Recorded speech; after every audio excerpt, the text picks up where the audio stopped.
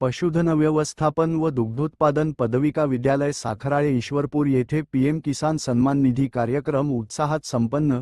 पशुधन व्यवस्थापन व दुग्धोत्पादन पदविका विद्यालय साखराळे ता, वाळवाजी, सांगली येथे 26 जून 20 रोजी प्रधानमंत्री किसान सन्मान निधी योजनेचा 23वा हप्त्याचे वितरण कार्यक्रमानिमित्त दुपारी 4 वाजता कृषी विज्ञान केंद्र तडसर आणि क्रांतिसिंह नाना पाटील पशुवैद्यकीय महाविद्यालय शिरवळ व महाराष्ट्र पशु व मत्स्य विज्ञान विद्यापीठ नागपूर यांच्या संयुक्त विद्यमानाने शेतकरी मार्गदर्शन कार्यक्रमाचे आयोजन करण्यात आले होते।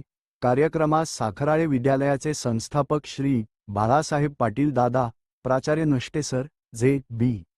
Patil sir, Suhas Patil sir, Satyajit Patil sir, Kamble sir, Kamble madam व सर्व शेतकरी वर्ग उपस्थित होते।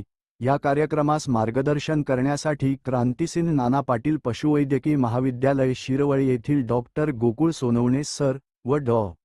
मॅडम दीपाली साकुंडे यांनी जनावरांना पावसाळ्यापूर्वी व पावसाळ्यात करावयाचे नियोजन, लसीकरण, रोगप्रतिबंधक उपाययोजना व जंतुनिर्मूलन या विषयावर मार्गदर्शन केले व डॉक्टर साकुंडे मॅडम यांनी स्वच्छ दूध उत्पादन, दुधाची गुणवत्ता यावर सखोल मार्गदर्शन करण्यात आले।